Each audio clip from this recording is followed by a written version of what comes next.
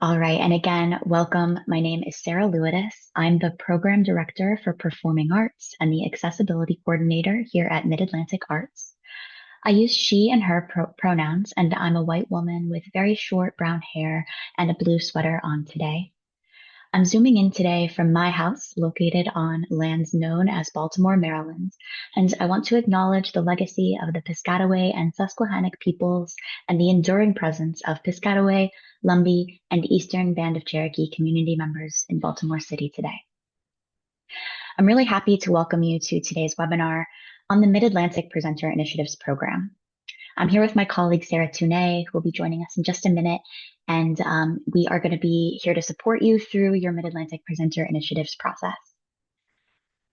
So for today's webinar, if you have any questions, you can put them in the program Q&A, and we will get to them at the end. We very much welcome your questions throughout the webinar, and we'll have plenty of time to get to them. Live captioning is also provided, so to turn on live captions, on the control bar of your Zoom screen, select More and then select Show Caption. Throughout your Mid-Atlantic Presenter Initiatives application process, if you are in need of accommodation, please contact me at 410-539-6656, extension 110, or email me at slewis@midatlanticarts.org. So today we're going to share about recent changes to Mid-Atlantic Arts programs, what this program is going to be, who is eligible, how to apply, and how adjudication works. We have about 30 or 35 minutes of content to go over in this slide deck, and then we'll take a look at the Mid-Atlantic Presenter Initiatives application through Mid-Atlantic Arts online portal. We'll have time for questions at the end of the presentation. The webinar is meant to serve as an overview and a resource, but before applying, please make sure to review the Mid-Atlantic Presenter Initiatives guidelines at midatlanticarts.org. You can reach out to me with questions about these guidelines at any time. So now we're going to hear a little bit more about Mid-Atlantic Arts. So Mid-Atlantic Arts supports artists, presenters, and organizations through unique programming, grant support, partnerships, and information sharing. Created in 1979, Mid-Atlantic Arts is aligned with the region's state arts councils and National Endowment for the Arts. Mid-Atlantic Arts is one of 6 regional arts organizations. You can learn more about the work of the RAOs at the RAO website at usregionalarts.org. So we are almost ready to talk about the Mid-Atlantic Presenter Initiatives program, which is why I know we're here today. But before we do, I do want to address changes to some of our long-standing programs. While I'm excited that Mid-Atlantic Arts is offering the Mid-Atlantic Presenter Initiatives grant, I do want to let you know that it is something of a transitional program.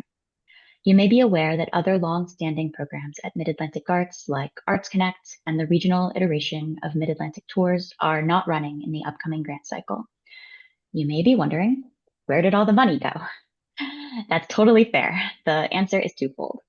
Part of the funding is going towards this new Mid-Atlantic Presenter Initiatives program that you are here to learn about today. The other portion is being held for our next fiscal year in a maneuver that allows us to make a timeline shift in how we distribute funds, with a long-term goal of smoothing out the timeline for grantees between submitting your application and receiving your grant award. I won't go into the details of how that works right now, but I would love to talk with you about it if you're curious for more information about the how and why behind these decisions. So reach out anytime with questions or feedback about changes. And please keep in mind that evaluation of existing programs is ongoing and will lead to updates in future cycles. Make sure you're subscribed to our newsletter to receive program updates as they're available, and the link to sign up is going in the chat now. Okay, so now let's talk about the Mid-Atlantic Presenter Initiatives program, which we will sometimes shorten to the acronym MAPI throughout this presentation. This program is a presenter-led opportunity for presenters in Mid-Atlantic Arts funding region, which includes Delaware, the District of Columbia, Maryland, New Jersey, New York, Pennsylvania, Puerto Rico, the U.S. Virgin Islands, Virginia, and West Virginia. The program is funded through the NEA's Regional Engagement Program, which provides funding to the regional arts organizations to support touring access across each of the RAO's respective states and regions. You can find out more about the REP program at the link going in the chat. The program is intended to support an engagement between the presenting organization, who serves as the applicant to the program, as well as an artist or company of their choice for at least one public performance and at least one additional community engagement activity. The project period for Mid-Atlantic Presenter Initiatives is September 1st, 2026 through December 31st, 2027. So proposed projects need to take place in that window. Now in this section, we're going to talk about Mid-Atlantic Presenter Initiatives eligibility, how to determine whether a presenter is eligible to apply, whether an artist or company is eligible to be proposed for support, and whether the proposed activities between an artist and presenter are eligible. So to start, Mid-Atlantic Presenter Initiatives is a presenter-driven opportunity, which means that presenters must engage the artist or company they want to present and apply for this funding. To be eligible for the funding, presenters must meet all of the following criteria. They must be located in Mid-Atlantic Arts Funding Region. They must be designated by the IRS as a 501c3 nonprofit or be a unit of state or local government. They must demonstrate organizational administrative capacity to complete all required project components, and they must be in good standing with Mid-Atlantic Arts at the time of application. And basically that just means that you don't have any outstanding final reports that we're still asking you to submit. So how are we defining presenter? For this program, Mid-Atlantic Arts defines presenter as an organization that financially compensates an artist or company that is a separate entity from the presenting organization for performances and engagement activities in that presenter's community. So for this program, producing organizations that solely create artistic work or assemble artists to perform as ensembles for performances are not eligible to apply. What about presenting history? Presenters do not need to have a history of engaging professional touring artists as an ongoing or even as a significant part of their organization's activity to be eligible for this program. But organizations without any history of presenting will be asked to describe their administrative plan for engaging the artist within their existing staffing structure, among other organizational priorities. In terms of budget size, organizations must have a budget size of less than $3 million based on your most recently completed fiscal year to be eligible for this program. But there are several exceptions to this rule. First, if your organization has applied to Mid-Atlantic Arts, Arts Connect, or Special Presenter Initiatives programs in the past 3 program cycles, so that's the FY24, 25, or 26 fiscal years, you may apply to this cycle's Mid-Atlantic Presenter Initiatives program, even if your budget is over $3 million. Another exception is that presenting organizations that are part of a larger institution like a university, but whose discrete departmental budget is under $3 million may still apply. So if your organization is over $3 million, but you think one of these exceptions may apply to you, don't hesitate to reach out to me so we can double check. Organizations can apply for a maximum of 1 Mid-Atlantic Presenter Initiatives grant in this cycle. And additionally, there are a few Mid-Atlantic Arts programs you cannot apply to if you plan to apply for MAPI. Those programs are the Folk and Traditional Arts Community Projects Grant and the Central Appalachia Living Traditions, or CALT grant. So I'm going to tell you a little bit more about how to determine which program might be right for you if you're not sure. The CALT program is specific to Virginia and West Virginia within our region. So I'm not going to talk as much about that one, but if you're interested in learning more, I encourage you to visit our website. We're putting links to both of those programs in the chat now. Since Folk and Traditional Arts Community Projects and MAPI have a little bit more in common, I'm going to go over the differences between these programs for you now. In terms of project structure, the Folk and Traditional Arts Community Projects Grant is more flexible. It can be for performances, festivals, workshops, education, exhibition, and more. Whereas for MAPI, the project structure must include 1 public performance or more and 1 additional community engagement activity by a single artist or company. In terms of genre, folk and traditional community projects must feature folk and traditional art forms, whereas MAPI can feature any genre of performing arts.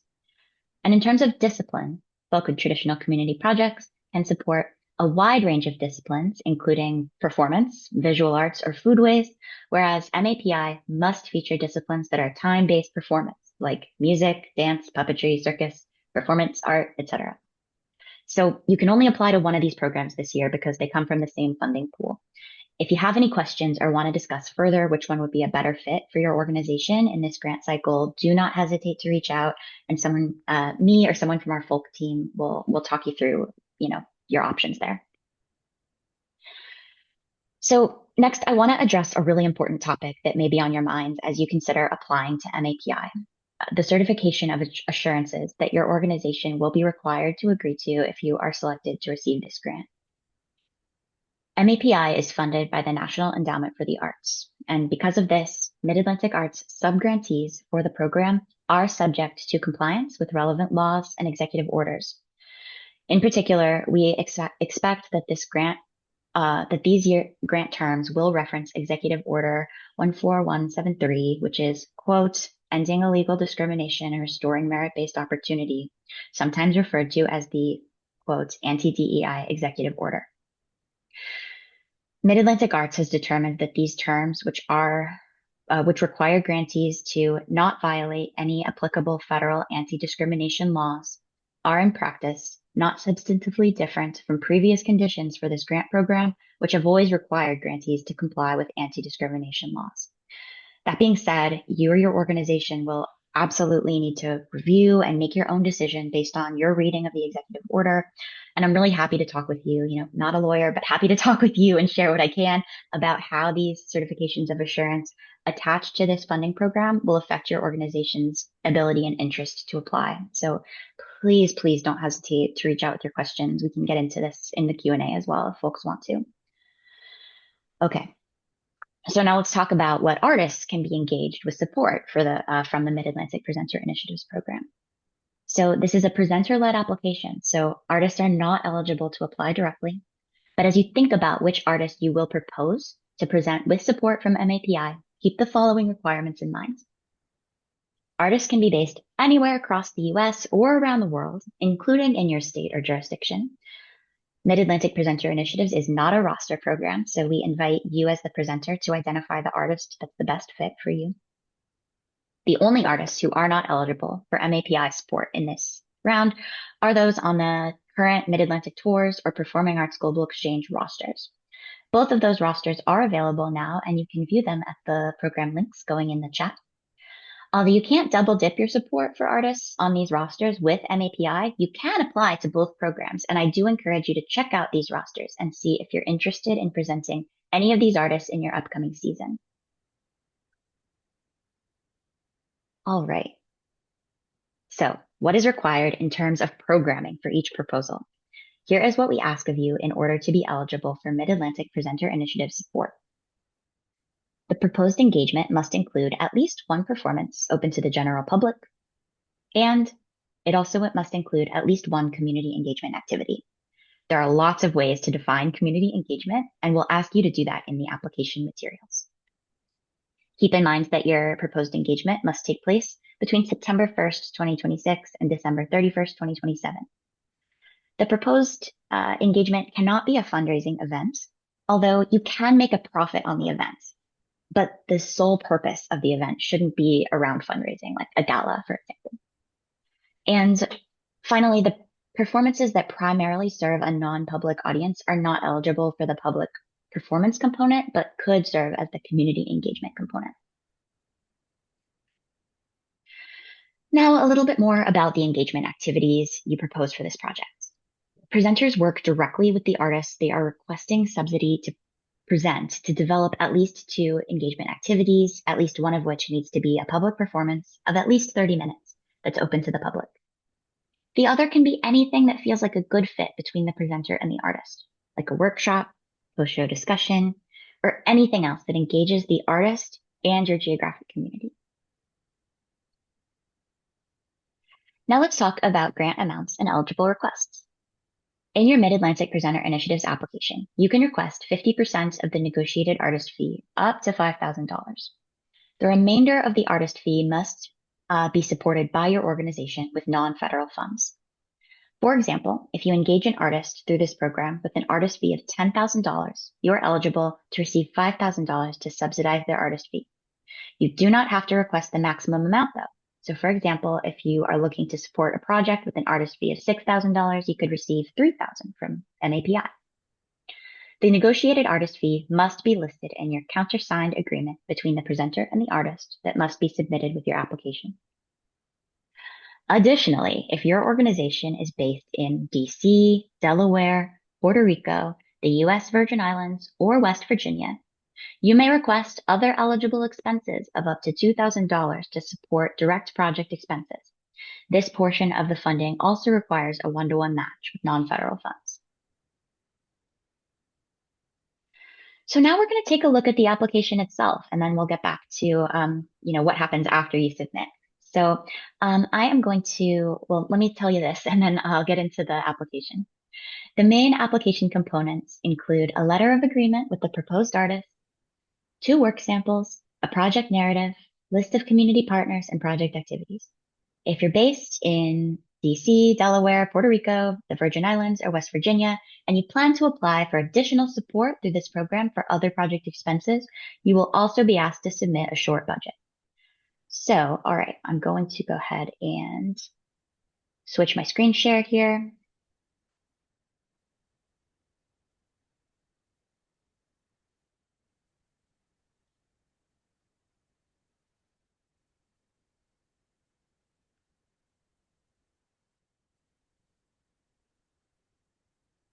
All right, so now you are seeing Mid-Atlantic Arts application portal home screen.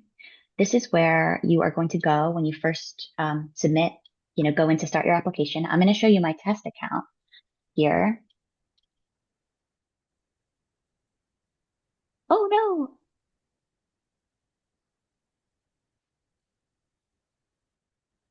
it doesn't like it when you leave it open too long on your desktop.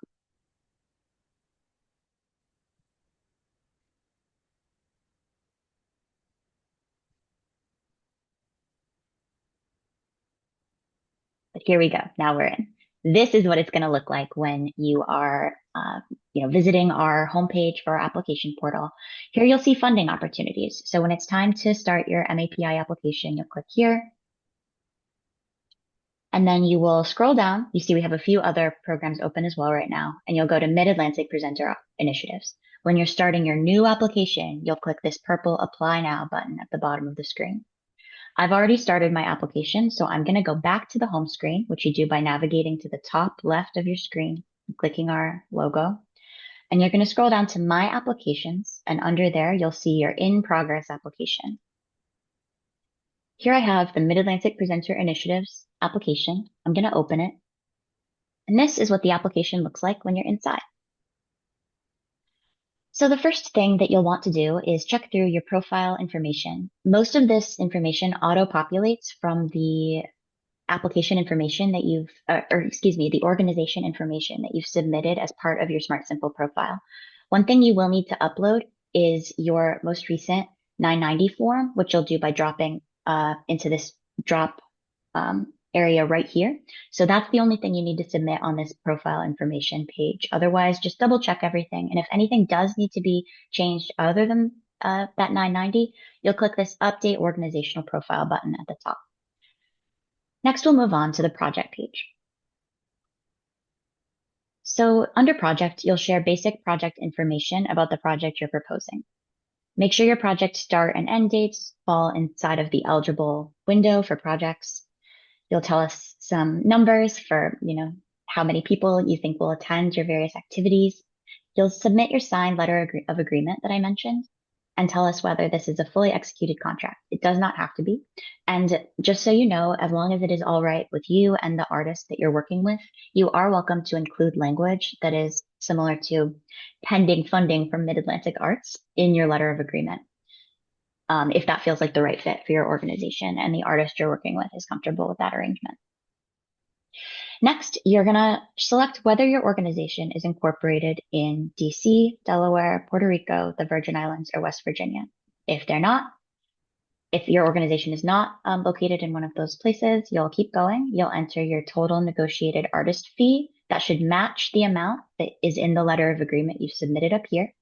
And then you'll submit your total grant request, which can be up to half of this number, your total negotiated artist fee, and no more than $5,000. And now I want to show you what you'll do if you are based in one of these states or jurisdictions. If you say, yes, you are, you will next be asked another question about whether you plan to apply for the additional other eligible expenses up to $2,000 in addition to grant support to subsidize the artist fee. If you say no, just artist fee subsidy, you'll have the same sections that we just described where you'll enter your total negotiated fee and your total grant request. If you say yes, you will have a new tab pop up on your application called budget, and that will be where you'll submit a short budget, which we'll go over in just a moment. So we'll leave it up there. But know that if you are not based in these states or jurisdictions, or if you do not plan to request the additional $2,000 in other project expenses, you will not be asked to submit a full budget this year. So continuing on to projects, you'll submit a little bit of information about the proposed artist, as well as their photo. And, as you're moving through your application, I really encourage you to hit save draft periodically, just to make sure your work is being captured. Next, you'll go on to work samples. The work samples should be submitted as URL links. The links can be from any site that provides a URL to view video. They can be password protected, but please make sure to include that password in your application, which we have a special spot for.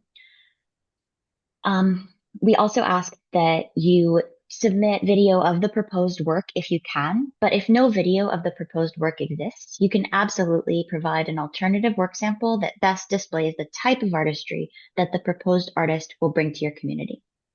The work samples can be from any time, although a more recent work sample can sometimes be preferable in terms of assessing the most recent artistic merit and excellence, as we'll talk about when we get to the criteria for your artist. So reviewers will watch 2 minutes of each work sample, so please indicate a 2-minute timestamp for panelists to review if your sample is more than 2 minutes. Narrative questions are next. These questions are also available to view on midatlanticarts.org, and I recommend that you draft these questions in another document and then paste it into the portal, just in case your internet crashes or Smart Simple crashes. I would hate for you to, spend a lot of time drafting inside of the portal and then have your, lose your work. So put that draft in another document and then paste it in here when you're ready. The first question addresses the eligibility requirement that the presenter demonstrate organizational administrative capacity to support the project. So if you have more than 3 years of history of regularly presenting performing arts ensembles, you can click yes, and you will not be asked an additional question. If you are an organization who doesn't generally present performing arts, you'll hit no, and then you'll be asked an additional question about how you plan to support this project with your other existing organizational responsibilities. Next, we'll ask you about your mission statement. The rest of the narrative, I should say, all have ties back to our criteria. So again, I really encourage you to check out the criteria, which are within the program guidelines. This first narrative question is going to be asking about the mission and then a description of how this project advances that mission. This will help our reviewers determine the project's mission impact. Which is where we tie in the NEA's requirement of artistic merit. Like we want to understand, and for our panelists, we want our panelists to understand how the project is demonstrating artistic merit by meeting your mission really strongly. Now, we will ask you why you want to work with this artist. This is going to help the reviewers assess the project's artistry along with the work sample submissions that we mentioned. And then the last narrative question asks about access for the proposed project and how reviewers will assess how accessible your project is. Please think broadly about access here when answering this question. We want to know how you will create access for communities who have been systemically underserved to the arts. Barriers to participation may include, but are not limited to, age, class, disability status, gender, geographic location, race, sexual orientation, or other factors. The Community Partners tab is next. This is where you're going to list any organizations or individuals that your organization plans to work with, other than the proposed artist or company for the proposed project. If you mention any partnerships in your narrative with a school, for example, it's really great to reiterate that partnership on this tab. Next, project activities are where you give us an overview of all the programmatic components of your proposal. So per the guidelines, we need to see at least 2 activities here, one of which is a public performance and one is an additional activity. But you can list more activities than that if that exists within the scope of your project. Next, I mentioned before in our project tab that you will not have to fill out this budget tab if you are not requesting other eligible expenses. So if you are not based in DC, Delaware, Puerto Rico, the Virgin Islands, or West Virginia, do not worry about this tab. If you are based in one of those states or jurisdictions and want to take advantage of that other $2,000 of project expenses, we'll need to see a little bit more information about your overall budget so that we can assess your eligibility for those other expenses. So as we talked about before, you can apply for up to 50% of the proposed artist fee. Down here, you'll put in your other eligible project expenses. The application will automatically sum those for you, will total them up if you hit save draft after you enter them in. So I do recommend you do that. Put in your expenses, save draft, then fill in your income. So you'll need to put in a match both for your artist fee expenses and your other project expenses so that your total project expenses and your total project income are balanced. Additionally, down here, the application will automatically calculate the maximum fee subsidy request that you can ask for and the other eligible expenses that you can apply for.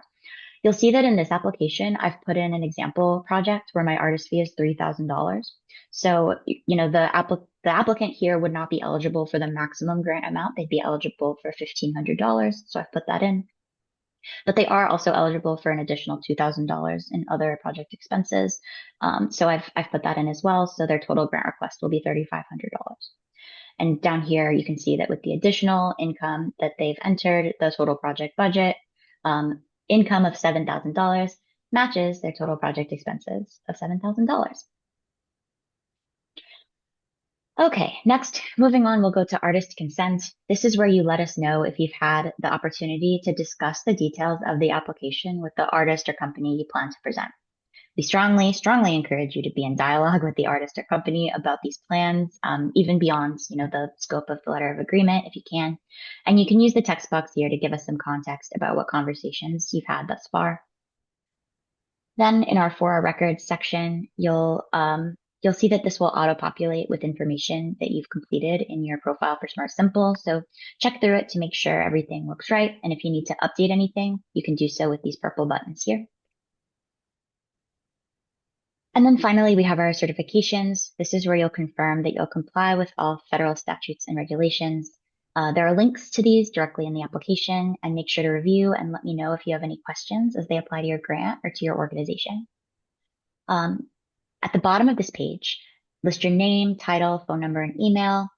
And when you've gotten to this page and all other tabs are completed, you'll hit submit down here and your application is completed. Or if you've missed anything, you'll get a little box at the top of your application where it'll tell you where you need to go back and address some outstanding issue. So with that, I'm going to toggle us back now to our slide deck here.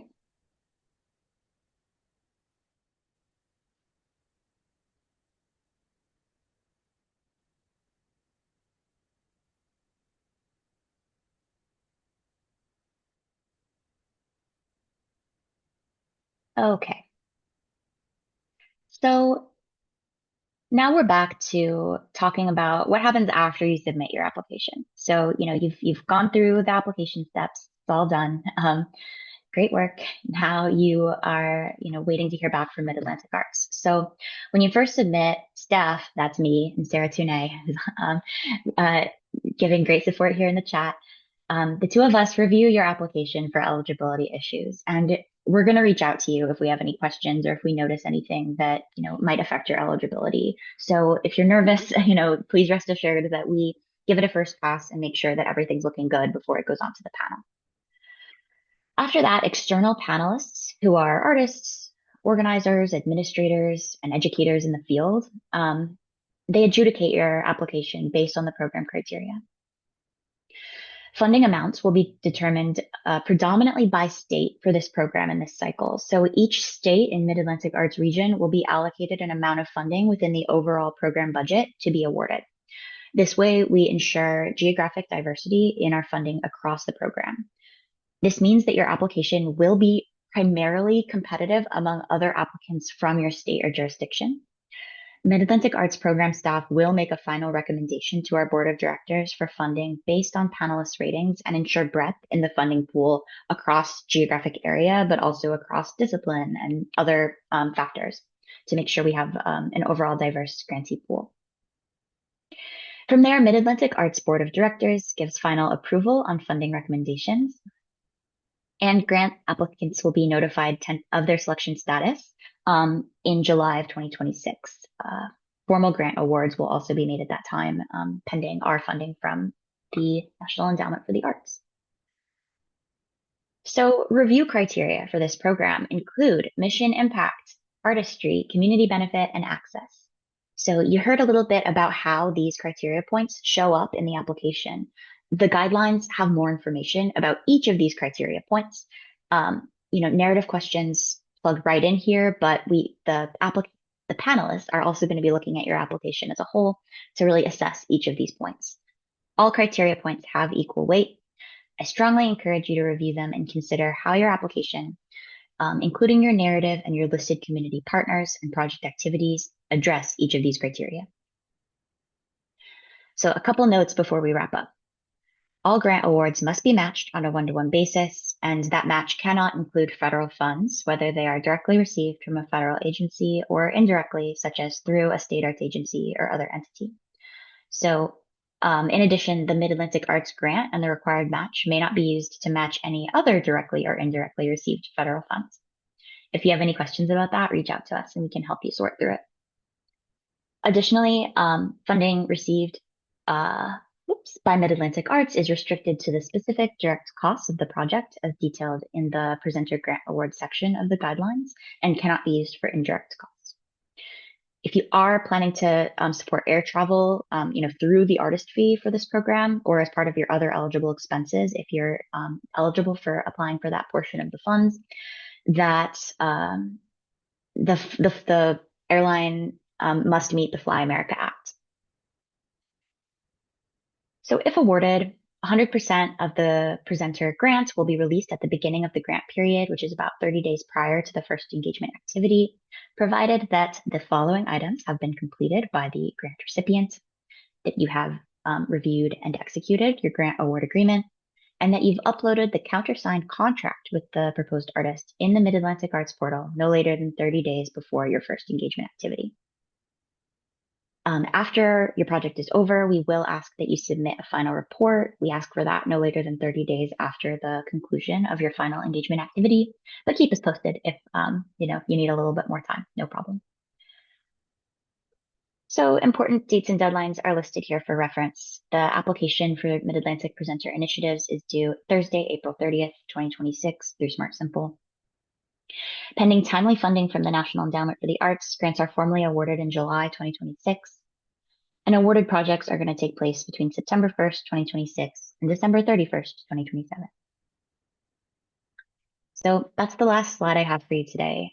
We're going to stop sharing screen here in a minute, and I will be available to answer any questions, in this moment. But I really, really want to emphasize that you should reach out to me anytime if you have questions about this program, about the transition that some of these grant programs have been going through. You can email me at slewitus@midatlanticarts.org. That's slewitus@midatlanticarts.org. You can also call me. My number's going to be in the chat here, and I pick that up. It rings right to my cell phone. So call me anytime. So I am going to pause now. I'm going to stop sharing screen so that I can check out our Q&A here. All right. So I'm going to start with the questions that are in the formal Q&A, but Sarah T, maybe you can help me by sifting through the chat and making sure I'm not going to miss any questions that have come in that way.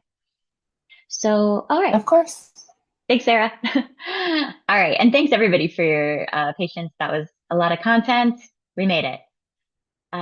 Okay. We have an attendee asking, are organizations permitted to apply for more than one Mid-Atlantic Arts opportunity each year? So for instance, MAPI and PAGE. Yes, super happy to say that for the roster programs, you can apply for MAPI and PAGE or for the International Mid-Atlantic Tours program, which is running. Both PAGE and Mid-Atlantic Tours have incredible artists on the roster this year. So if you are a presenting organization who might be trying to bring in an international artist and want some support, because like, yes, um, check out those programs. And my colleague Andrew is available to answer any specific questions about those. I can point you in his direction. But yes, the only programs that have that restriction on them are between, only applying for one are the CALT program. So that's Central Appalachia Living Traditions. And then the Folk and Traditional Arts Community Projects grants. So if you're looking to, try to figure out which of these programs are the right fit for your organization, please reach out. I'm happy to talk you through, again, like what would make the most sense. And yes, okay, somebody is asking, is it one engagement activity or two in addition to the main performance? It is one public performance and one additional community engagement activity. So those are two activities total, one of which needs to be a public performance. The other can be anything else. You can do more than one performance. You can have more than one additional community engagement activities, but the base minimum requirement for the program is that you have one public performance and at least one community engagement activity. All right. Okay. Kira asks, hi, so this isn't just a grant for organizations that do performances. This is to hire an artist and they put on the performance to the public. Is that how it works? So I think this is primarily a question about like what it means to be a presenting organization. So I'm going to answer it that way, but Kira, just jump it back into the Q&A if I haven't gotten it right. This is for an organization that is set up as a separate fiscal entity from the artist that they're inviting to bring in for a performance in their community. So an artistic organization that produces their own work would not be eligible for this program. It would need to be an organization that is strictly presenting a finished completed piece, or like a work in progress with a public performance component is also acceptable. I'm happy to scheme with you if you want to think through how that works for this program. But in terms of the artist fee eligibility, we determine that eligibility by the contracted artist fee amount. So because of that, there has to be two separate entities that are contracting, with an artist fee amount that we're, determining. And like I mentioned before, the maximum eligible grant amount is $5,000. So you'd need a contracted fee of $10,000 to be eligible for that amount. So very broadly, that's how that works. Please jump back in with follow-up questions. Okay. For eligibility purposes, how do you distinguish between a performance band and an ensemble? We perform regularly, but use the term ensemble. Thank you for clarifying. It doesn't make such a difference in this, for this program in general. The artistic entity, be that an ensemble, a band, an individual artist, that's one entity. The presenting organization is a separate entity. And so whether you're an organization that is, that considers yourself, an individual artist, or if you're an artistic organization that considers yourself a band or an ensemble, you are not the one applying directly for this program. Another organization that's a nonprofit or a unit of state or local government, that is the organization that's applying to receive funding to subsidize their fee to you, the artist. So happy to talk more about how that works. The only exception to that is artistic ensemble, and you are presenting a different artistic ensemble that is not your ensemble. That could be considered, appropriate. And in that case, you would be the presenting organization. So once again, like if you think you might be eligible, but want to talk through how it all works about your specific situation, reach out. I'm really happy to do that with you. All right. How an organization may expense funds. If we are hiring a choreographer and a primary dancer, may we split the funds for each person? So no, that would not be how this program works. The artist fee is based on the contracted amount between a single artistic entity and a presenting organization. So the presenting organization needs to contract one artistic entity, be that an individual artist or an artistic ensemble, a band, a company, one contracting entity.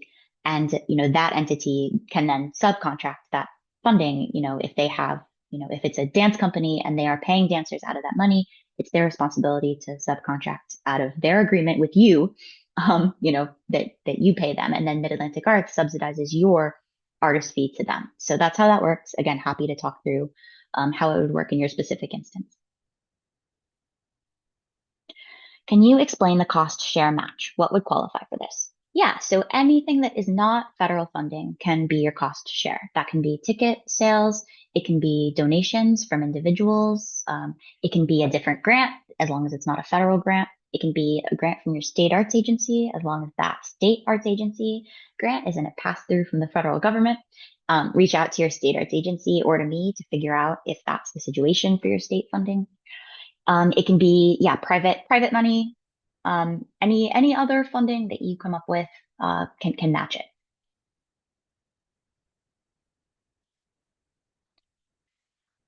Okay. Okay, so Margaret asks about the other $2,000 of other eligible expenses. Super good question, very fair. The reason that we're offering that for some of the programs is because the Mid-Atlantic Presenter Initiatives grant is actually an evolution of a grant that already existed called the Special Presenter Initiatives Grant, which was open to organizations in the states and jurisdictions eligible for the other $2,000 of project expenses. Those include Delaware, DC, West Virginia, Puerto Rico, and the US Virgin Islands. So those states and jurisdictions are retaining the ability to apply for that other $2,000 of other project expenses because that used to be how the Special Presenter Initiatives Program was set up. We did not open that component of the grant award up more broadly because the funding for this program, frankly, is going to be fairly competitive particularly for states and jurisdictions who are not in that SPI pool, because we get larger numbers of applications in general across all of our programs from those other 5 states and jurisdictions. So to ensure some parity of funding, we want to retain that ability for a little bit of extra funding for presenters in those states and jurisdictions. But because there will be a lot of demand for these funds, we want to make sure that the artist fee subsidy portion can go as far as possible in the other states. Okay, and Linda asked the same question. And yeah, Margaret and Linda and everyone, please feel free to jump in with follow-up questions. Okay, Ty asks, for Paige, the artist seems to be able to allocate to a time period. For this, we'll be at a disadvantage. Okay, so Ty, totally hear you. That is going to be a question more for Andrew. I don't run the Paige program, but I think, some of those tours, I can speak from my own experience working with Mid-Atlantic tours in past cycles, that those tours are, run with some anchor dates for presenters that get in the door really early. And so that can be sometimes how those windows get set up. But I would say if you have any interest at all in working with a Paige artist, shoot them a quick email and see if you can have a quick phone call to see if they're, open to a conversation. Because it's always worth checking to see if they might be coming back in the, at a different point in the project period. But again, I'm speaking about the Paige program right now based on Ty's question, which is a different program than MAPI. So yeah, hopefully that's not confusing to folks, but reach out to me or Andrew with questions about that. Okay. Debbie asks, do you anticipate the same level of competitiveness for MAPI versus folk and traditional programs? And do you anticipate similar award amounts, no more than 5K? Debbie, that's a great question. I'm just going to double check about the grant award amount. I should know that. Actually, Sarah T, can you double check the folk and traditional arts community projects grant amount and just confirm in the chat what the grant amount for that program is, the maximum grant? And then in terms of competitiveness, thank you so much, Sarah. It's really hard to say because MAPI is a new program and we haven't we haven't offered it to the field before. So it's really, really hard to say whether one will be more competitive than the other. If I had to guess, I would say it probably will be a little bit more competitive, but that's because of the expansiveness of like performance genre that, whereas folk and traditional community projects are limited to projects that are folk and traditional in nature, whereas MAPI is open to, you know, a wider range of genres, but it's really hard to say, and it could go the other way as well. So I'm happy to think through with you, what your project looks like. The most important thing I think to ask is it most important for your grant amount to be able to subsidize the artist fee exclusively, or do you have a folk and traditional project that could benefit from a more flexible type of funding, in which case folk and traditional community projects might be a better fit? All right. So continuing on through the Q&A, and thank you everybody so much for sticking around. Um, if we are not in areas eligible for the additional $2,000 in project funding, can we include accommodations or travel as part of the artist fee? Great question. Yeah, you can totally include, things like travel in the artist fee, as long as that's cool between you and the artist. And how you'd structure that would be in your letter of agreement. You'd say, you, the presenter, is offering artist an artist fee of X amount, and within that fee, X amount is allocated to travel, X amount is allocated to, you know, per diem, however you're breaking that down. We just want to see what amount you're compensating the artist for, and then how you can specify with the artist if those funds are meant to do a certain thing, or if it's all just the artist fee. So the artist needs to be okay with that, of course, but in terms of eligibility on our end, that's acceptable. All right, David asks, thank you. Is an applicant required or recommended to have multiple presenters? Could we apply for a single performance? Yeah, great question, because, as I'm sure many of you on the call are familiar with the Arts Connect program that did require multiple presenters to apply for the same artist. That is not the case for this program. Applicants, presenting organizations can certainly apply for the same artist. If multiple presenting organizations want to apply to MAPI to present the same artist, that's fine eligibility wise. There's not a restriction around that. But the organizations and the artists need to keep in mind that it is going to be a competitive program. And so unlike how Arts Connect works, there will be no guarantee that if one presenter gets funded, the rest will also get funded. So, if the artist is okay with that risk and is okay with making multiple, tour plans across the project period, and working with multiple presenters on discrete letters of agreement for each presenter's space, that is totally fine. If you have any questions about why, why we're doing it that way, or how it works in your situation, don't hesitate to reach out. All right, Nicholas asks, can funds be used to support a collective of performers or several performers taking part in a festival or weekend event, or must they support one artistic group only? Yes. So the way that this grant program works is that the artist fee is based on the contracted amount between a single artist or company, like a single contracting body on the artistic side, and you, the presenter. So it is not really designed to support a festival. I'll say, if your single artistic contracting body is taking responsibility for subcontracting your artist fee across other performers, that could potentially be eligible, but you need to make sure you're crystal clear on your contracting with that artist, and their responsibility with the funding that you're guaranteeing them through this program. So it is really just recommended to, support an engagement with one artist or company. If you think you have a project that might work a little differently and you want to check out whether it can be eligible, we can talk through that. Victor asks, can you please go over the work samples again? Is it submitting video of the artist that I'd be working with, or the event or project from past years? Yeah, Victor, great question. We want to see the artist you're proposing. So if you're proposing that an artist is performing at a particular event, that is like an annual event, we do not need to see video of that event from last year. We want to see video of the artist that you're proposing to work with this year, because this grant is not really funding your overall project. It's funding your engagement with that artist. So great question. Please make sure to focus on the proposed artist in your work samples. Virginia says, I represent Catskills Folk Connection, a small rural organization with a program that focuses on folk art and on Catskills traditional music and dance.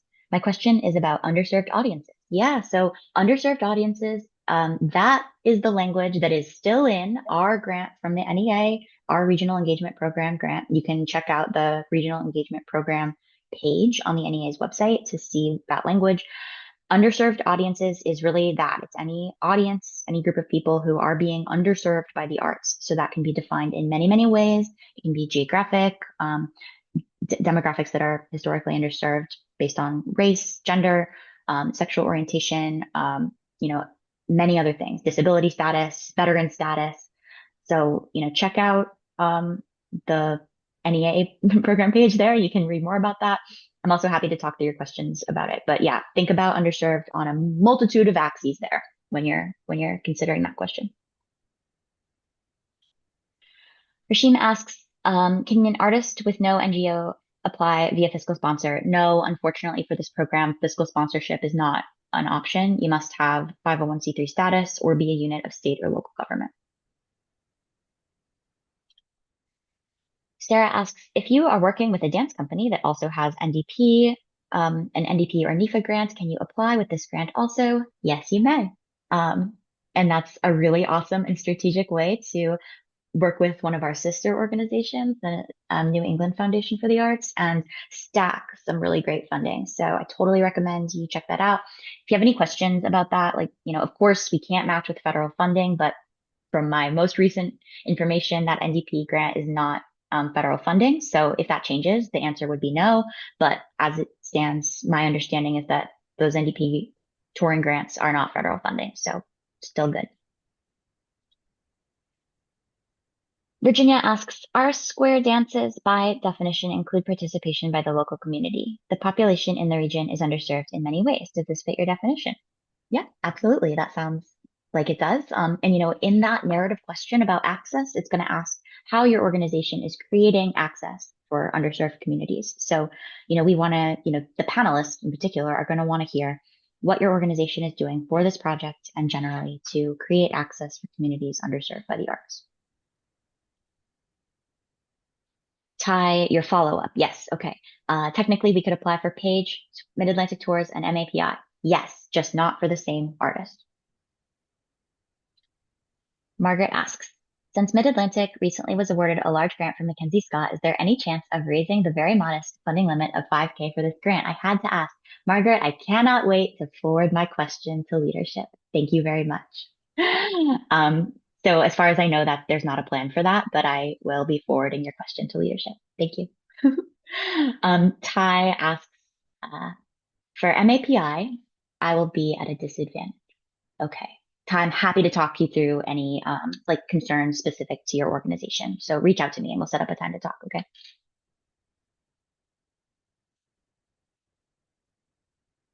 We have another question. What percentage of grant applicants to be awarded a grant? That's a really great question. I can't tell you the percentage because I don't have the total number of applicants yet. So, I cannot say that at this time. I will share out the percentage of successfully funded applicants in feedback calls for applicants that were not recommended for funding. And yeah, okay. Yeah, and absolutely, I'm sure that folks will have had to drop off. We still have 50 people in the room though. So to all of you who are still here and to those of you who made it to this far in the recording, thank you very much for your time. I want to check in with Sarah T and see if we had any other questions in the chat that I need to address. We had one. We are wondering about eligibility. I'm not sure if this one actually was asked. We were wondering about eligibility. If we as an organization also received tourist grants, can we apply for this as well? Yep, great. Yeah. So yeah, Chris, that is basically the same answer as just before. So you definitely can receive both a Mid-Atlantic Tours grant and or a Page grant and a Mid-Atlantic Presenter Initiatives grant. You just can't use your Mid-Atlantic Presenter Initiatives grant for the same artist as one of the roster artists. Ty says, I meant for MAPI will be at a disadvantage if I am requesting for fall 2027 event. Oh, no, not at all. That's a great question. No, there's no priority in terms of the funding range. So you can apply for any project that's taking place between September 1, 2026 and December 31, 2027. So a fall 2027 event is absolutely within that eligibility range, and there's no priority about funding um, earlier or later projects. And that's it for the chat. There is one more from Debbie in your Okay. questions about April 30th submission deadline, but when is the notification timing, which is June 2026, end of Uh, June 2026. no, so it's Sorry, gonna. that's for you to answer. Go Yeah, ahead. no, you're good. It's July of 2026 will be the notification timing for this Okay. program.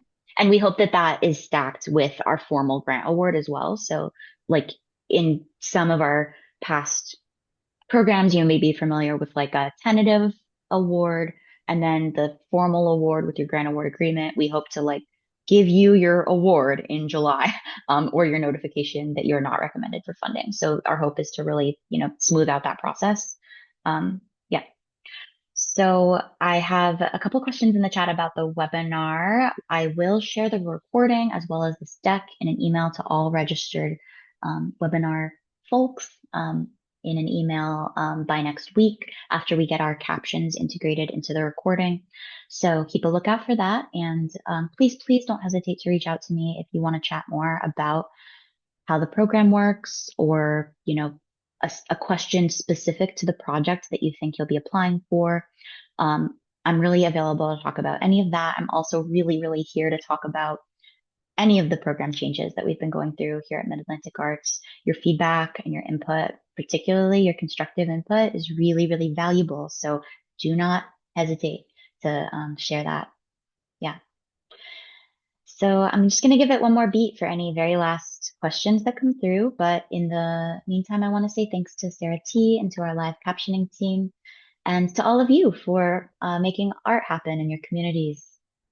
We get to do what we do because you're doing what you do and because the artists in your community do what they do. So thank you. All right. Take care, everybody. Bye.